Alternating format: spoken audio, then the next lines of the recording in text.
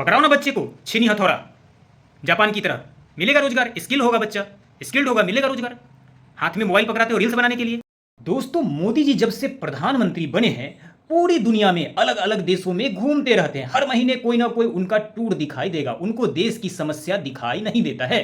वो घूमते रहते हैं, अलग अलग हथियार खरीदते रहते हैं, रफाल हो, S-400 हो। अब तो भाई मोदी जी हथियार बेचना भी शुरू कर दिए हैं। इंडोनेशिया, फिलीपींस से ब्रह्मोस मिसाइल की कई खेप भी भेज दिए गए हैं। दोस्तों, विपक्ष हो या देश के बहुत सारे ऐसे लोग हैं जो इस तरह के सवाल पूछते हैं, मोदी जी पर सवाल उठाते हैं। दोस्तों, अब मैं कहूंगा कि देश विकास कर रहा है, विश्व का तीसरा सबसे बड़ी अर्थव्यवस्था बनने वाला है, तो आपको बुरा लगेगा क्योंकि देश में रोजगार नहीं है। चलिए ठीक है, रोजगार क्यों नहीं है वो तो बाद में बात करेंगे।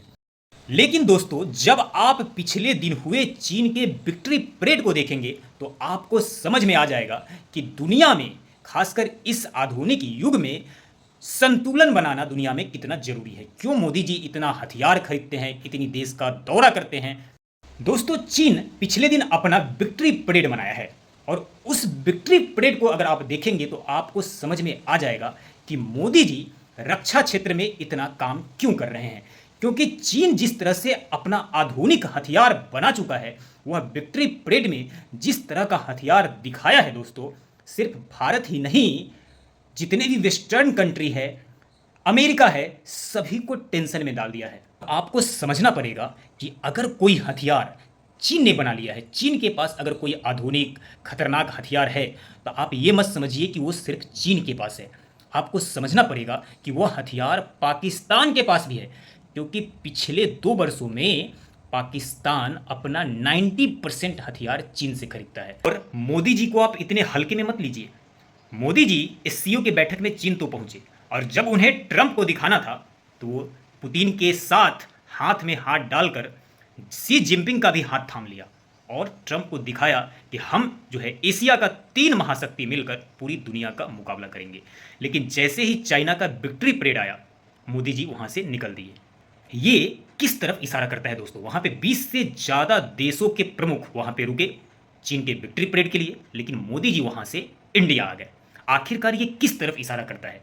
यह स्पष्ट रूप से बताता है, वहां पे जितने बड़े बड़े नेता आए, चाहे चीन के राष्ट्रपति हो, आपका उत्तर कोरिया के किम जोंग आए, लेकिन यह स्पष्ट रूप से मोदी जी की नीति को बताता है कि वह दुनिया को बताना चाहते हैं कि जब तक चीन के साथ सीमा पर शांति ना हो जाए, सीमा पर चीन इस तरह की हरकत करना बंद ना कर दे, सीमा विवाद पर चीन हमसे खुलकर बातें ना करे, शांति ना बनाए, पाकिस्तान को सपोर्ट करता रहे, तब तक हम चीन के साथ 1 to 1 यानी पर्सनली रूप से खुश नहीं हैं। क्योंकि दोस्तों, पूरी दुनिया में अगर भारत को रिस्पेक्ट चाहिए, भारत को ग्रोथ करना है, क्योंकि आने वाले आधुनिक युग में सिर्फ इंडिया के अंदर काम करने से नहीं होगा।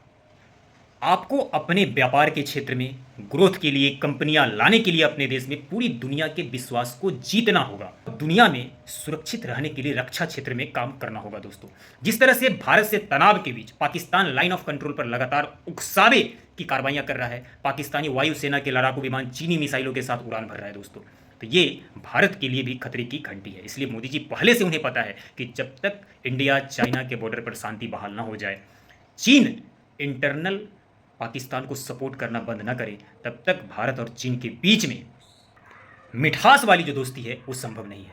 चाहे ट्रंप जितना भी टैरिफ लगा दे, ठीक है, एक उस लेवल पर साथ हैं, लेकिन जब 1 to 1 की बातें आएगी तो मोदी जी SCO की बैठक होते ही विक्ट्री परेड में नहीं रुके और वहां से निकल दिए, क्योंकि उन्हें दुनिया के साथ संतुलन बनाना है। देश में काम करने के लिए तो उन्होंने बहुत मंत्री नियुक्त किए हैं भाई, देश में काम करने के लिए सारे नेताएं हैं। और रोजगार के लिए, अरे भाई, रोजगार के लिए दुनिया के बाजार तो ढूंढना पड़ेगा आपको। आप सोचेंगे कि 140 करोड़ से अधिक जनसंख्या वाला देश खुद के ही देश में फैक्ट्री बना के खुद के ही देश में बेच के और ग्रोथ कर जाए, ये संभव नहीं है। इस आधुनिक युग में दुनिया में आपको बाजार खोजनी पड़ेगी। आज ट्रंप इस तरह से टैरिफ लगा रहा है आपका सामान पे, तो आप कहाँ बेचोगे सामान? तो इस तरह से दुनिया में आपको अपनी बाजार खोजनी पड़ेगी। दुनिया के बड़े बड़े कंपनियों को अपने विश्वास में लेना पड़ेगा ताकि वो आपके यहाँ आकर फैक्ट्रियाँ लगाए, रोजगार को सृजित करे। तो आप इस तरह से उंगली नहीं उठा सकते कि मोदी जी इतना विदेश घूमते हैं। अरे भाई, विदेश घूमते हैं तो भारत का रिस्पेक्ट देख लो, भारत का ग्रोथ देख लो, भारत की इकोनॉमी देख लो, सिर्फ रोजगार रोजगार। अरे जापान जैसे देश में जब बच्चे पैदा लेते हैं ना, और अगर शिक्षा क्षेत्र में उन्हें शिक्षित इतना औकात नहीं है कि वो पढ़ा सके बच्चों को, तो छीनी हथौड़ा पकड़ा देते हैं हाथ में, ताकि कुछ टेक्निकल कुछ स्किल सीख सके। हमारे देश में क्या है, मोबाइल पकड़ा देते हैं, रील्स बना बेटा। कहाँ से रोजगार मिलेगा भाई? आप डायरेक्ट कोई प्रधानमंत्री आके आपको 1.5 करोड़ आदमी को रोजगार दे देगा? अरे जिस लेवल का काम है, ये एक विकासशील देश है, यहाँ जनसंख्या विस्फोट होता है। पकड़ाओ ना बच्चे को, छीनी हथौड़ा, जापान की तरह, मिलेगा रोजगार। स्किल होगा बच्चा, स्किल्ड होगा, मिलेगा रोजगार। हाथ में मोबाइल पकड़ाते हो रील्स बनाने के लिए, बोलते हो रोजगार नहीं मिलेगा, मोदी जी रोजगार नहीं दे रहे। सिर्फ अंधभक्त नहीं बनना है, मैं कहता हूं ना किसी का अंधभक्त नहीं बनो, लेकिन जो डेवलपमेंट है उसे दिखना पड़ेगा, उसे स्वीकार करना पड़ेगा। रक्षा क्षेत्र में, इकोनॉमिक क्षेत्र में, खासकर रक्षा से रिलेटेड दुनिया में इंडिया के वैल्यू, इंडिया में बड़े बड़े कंपनियां आने के लिए तैयार है। दुनिया में दुनिया के लिए भारत का बाजार खुल रहा है, भारत के लिए दुनिया का बाजार खुल रहा है।